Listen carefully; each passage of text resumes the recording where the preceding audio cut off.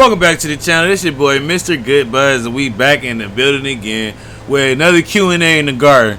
So I know y'all noticed some differences. So this is how we're gonna start doing the Q&As. It's gonna be more of a podcast style, a style session now. As y'all already know, we got monetized, so we're just gonna be switching up just a few little things, man. Don't even worry about it, man. But we still gonna go ahead and answer y'all questions. Q&A in the garden style. If you don't already know, go ahead and submit your questions over to Q&A questions only on Discord, and then I'll answer all your questions the best that I can. And if you don't already know, I usually would show what I got running, but we got 3 tents that I run, all Mars Hydro. We got 2 4x4s and a 3x3, and we running the FC 6500 in the 4x4, the TS 3000 in the Veg Booth 4x4, and we running the FCE 4800 in the 3x3.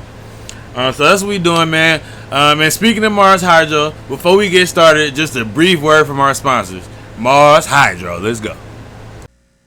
Yes, sir. Mars Hydro has everything you need to get you going. They got lights, they got tents, and they even got inline fans to help with that exhaust. We got bar style lights and we got quantum board style lights. Mars Hydro has everything that you need to get you going and have you a successful grow. Everything that they has the perfect amount of power, perfect amount of light penetration to the tent. Everything that you need to get you going, man. I'm telling you, make sure you holler at Mars Hydro. Go on Amazon and you can look at everything that they have, and they have a beautiful store on Amazon. And make sure when you go there, you use the code Mr. GoodBuds, and that's gonna give you a nice discount on everything that you want. Anything that's Mars Hydro, Mr. GoodBuds. Make sure you type that in, man. Alright, so let's get straight into it. So this is going to be even a little bit cooler because y'all going to at least get to see the Discord and see exactly where I'm asking the questions from. As you can see, Q&A questions only right in the Discord server. And I don't know if you guys noticed, but I put these little TVs right here. So I know where we left off from last time. So we're going to go ahead and get right into the next one. And so let's see what we got. So it looks like the first question is from 100 Proof. He asks, do you have or have you ever recycled growing media from previous grows to use again? If so, how do you suggest to leach the soil the nutrients left behind? I've done that once. I've done that one time that the plant wasn't in the dirt long enough and I just snatched it out and put another plant inside of it. I wouldn't really worry about leaching the nutrients. What I worry about is the pests. Now, there's always some type of fungus gnat larva or something inside the dirt. And I noticed when I had reused the dirt, I had reused fungus gnat. So that was really a deciding factor of why I decided not to reuse pots or reuse medium. But you definitely can, and if you wanted to, you could just go ahead and feed them some nematodes. I wouldn't really worry about the nutrients because nutrients is nutrients. I mean, I don't feel like at any point, depending on what you're using. Now, if you're using liquid chemical nutrients, because I always speak from a standpoint of using dry nutrients, but if you speak from a chemical standpoint, then yeah, you might wanna leach the nutrients out. And all you gotta do is just run water through it, just like you flushing the plant any other time. That's what I would do. But if you're doing any type of dry nutrients, anything like that, I wouldn't even worry about it. I would just be more worried about those pests. All right, next question. And this nigga answering the questions. So you see why this is gonna look real bad. Niggas answering questions. Oh, he said my bad. Alright. So Caveman, he asks, man, I know I overdo it now. How many plants would you grow in a 3x3? My S word, we can't cuss like that on this video, but my S word is currently on overload and I don't know what to do. Oh, I answered this question with my stupid self. So as you can already see, the answer that I put, and see, I get confused too. I forgot all about this, but what I would do is I would definitely try to get another space, or you could take some out and leave them to veg outside the tent. So it is okay to let your plants veg outside the tent. They don't always need to be inside the tent, especially for veg. Now, if you're in flower, you're definitely gonna need a tent for the flowering, but it's always cool. You can always veg your plants outside. Now, the lights inside the room may not be strong enough to give you a close internodal spacing, and you may get some stretching, but it's still gonna work. It still works really good if you got too much space, and you can still keep that plant All you have to do is trim it down again, or super crop it and throw it in and flower it out right afterwards, like whatever you want to do.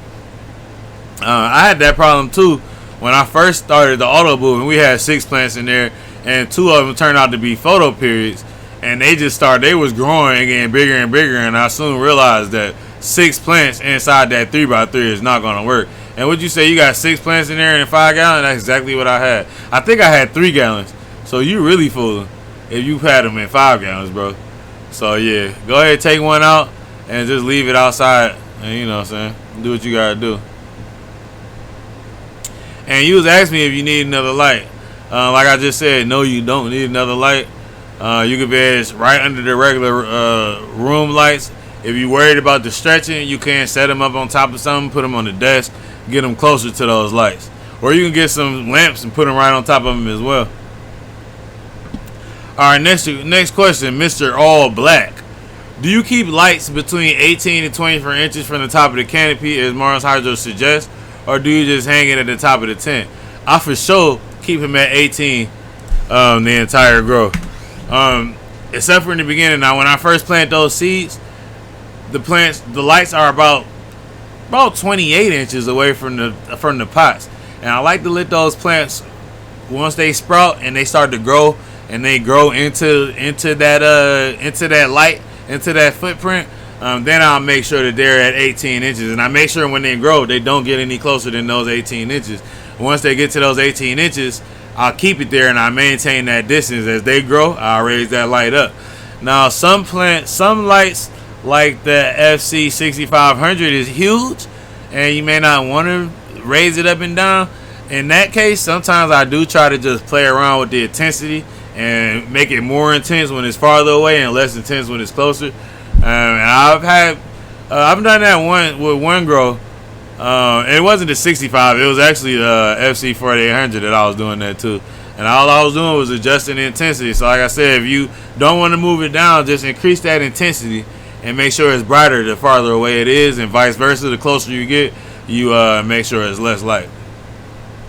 What's this say? Mr. Thick Buzz, he say, I've heard a lot about fermented plant juice and other Korean style amendments. Can you briefly explain how and why growers use this? Fermented plant juice.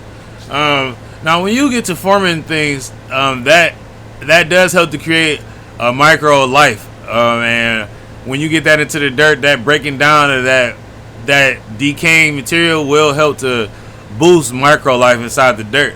I don't know much about using fermented plant juice, but I have watched a lot of no-till style videos, and a lot of those people, they would have what they call, I don't know what they call it, but they basically just like, the stuff that's biodegradable, they throw it into a pit in the backyard and just let it break down, and it turns to this nasty ass goop.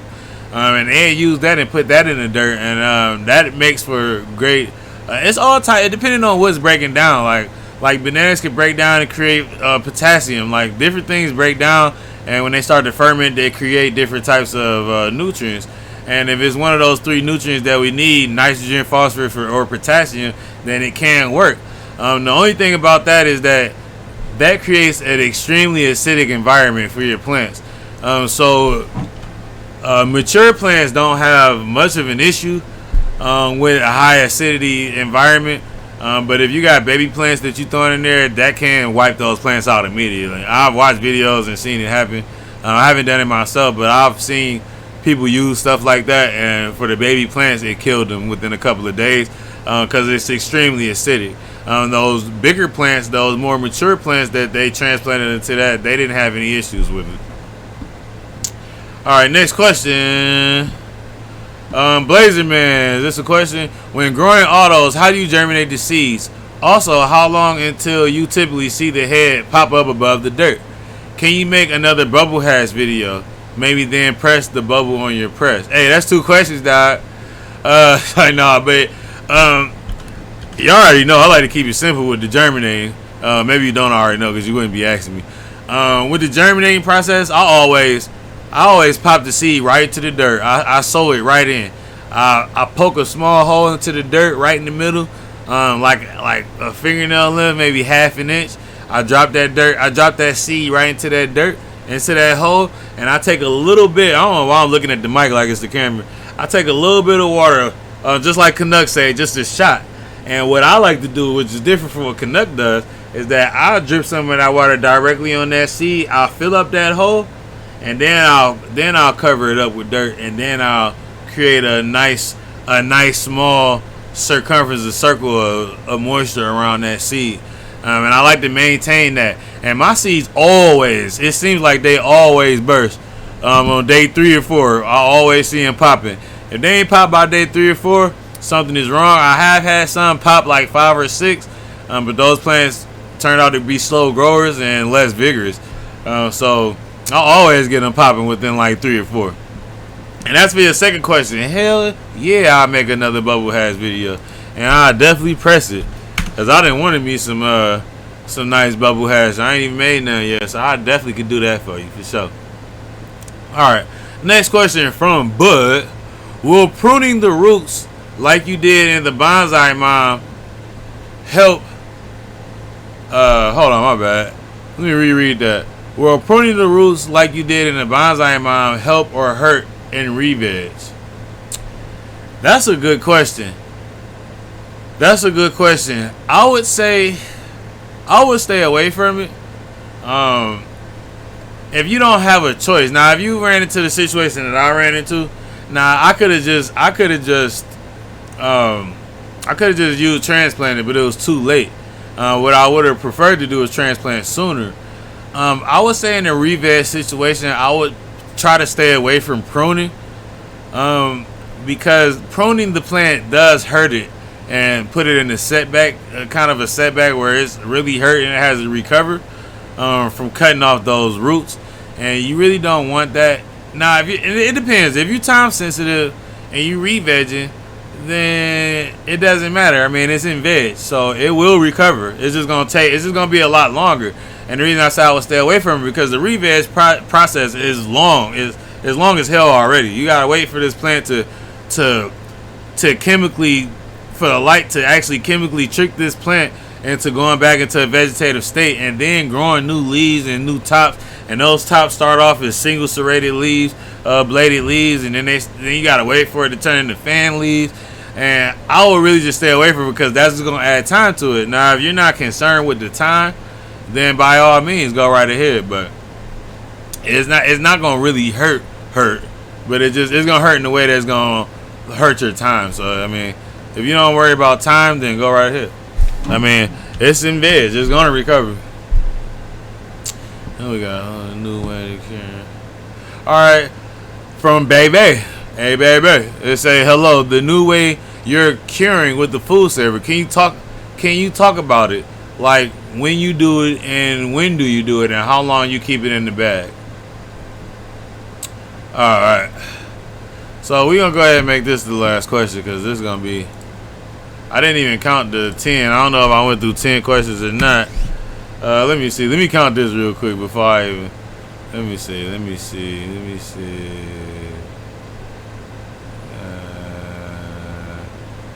So we got 1, 2, 3, 4, 5, 6, 7, 8. That's 8. We'll go ahead and end it with this, because there ain't many questions left. Hey, y'all don't be asking questions enough, man. So what we got?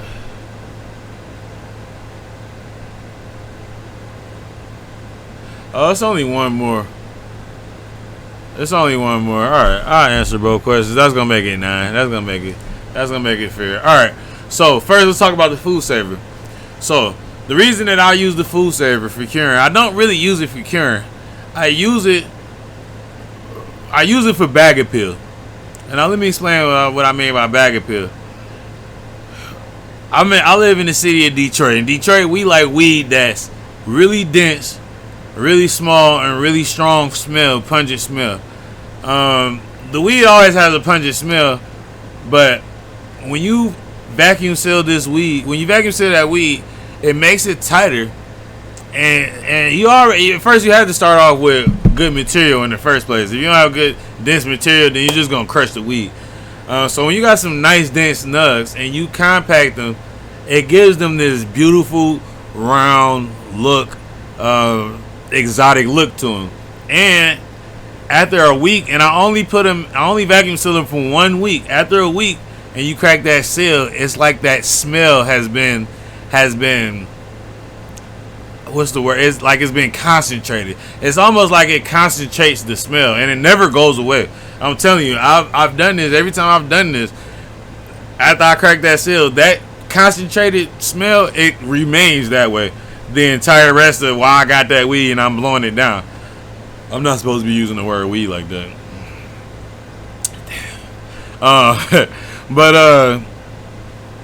So what I do is I trim it off the plant.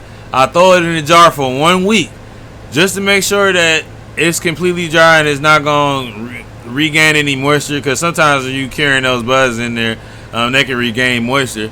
So after a week, I'll remove them from the jar, go throw them in the food saver, vacuum seal them, only for another week. So this is only a total of 2 weeks. And 1 week in that vacuum cure, in that vacuum seal, and I'll take them out and I'll put them back in the jar. And then they continue their regular cure throughout the entire time that I have it left before it gets smoked. So that's basically it. That's all I do. Like I said, it's not really for curing, it's more for bag appeal. I still cure basically the same way in the jar. And last question is from Amnesia. When you get late in the flower and you notice a few hard seeds had developed, what should you do? Put it in the 48 hours of dark or keep going and complete the flower cycle? So when you notice a few hard seeds develop, now that's the thing. Now, if this plant has been pollinated, continuing, only the branch that's pollinated is going to be affected. Now, if the other branches haven't been pollinated, they will still continue to pack on THC. Now, the thing about a pollinated seed is that when that plant gets pollinated and it starts producing seeds, it will stop producing THC. And so that's what you want to ask now, are these pollen sacs or are these seed sacs? If they're pollen sacs, then you could just remove, you don't even have to do that. I mean, it really doesn't matter. You could just leave it. If it's not all over the plant, it's just in one spot, it's probably just from stress or a light leak or something like that. Now, if it's the entire plant, it's probably a pheno thing. But if you get actual seed sacs, then it's pretty much gave up the ghost. Hopefully, the entire plant isn't producing seeds and it's just one part of the plant that you notice producing seeds. But that's because that plant has been pollinated. And you can always remove that or just let it go and make sure the rest of the plant isn't affected and just let the rest of it go. But it ain't really bad. I mean, you can get some good seeds, some good viable seeds that way too. So you never know. Yeah. But alright, that was the last question. That's what I'm talking about. Appreciate y'all for joining me once again, man. If you haven't already, make sure you like this video, you comment down below, and you subscribe to the channel. Mr. GoodBuds, man. You holler at that TikTok, that Patreon, and you holler at that Munchies, and holler at everything I got to offer you, dog. Gram, all that, man. Appreciate y'all for joining me once again, man. We out of here.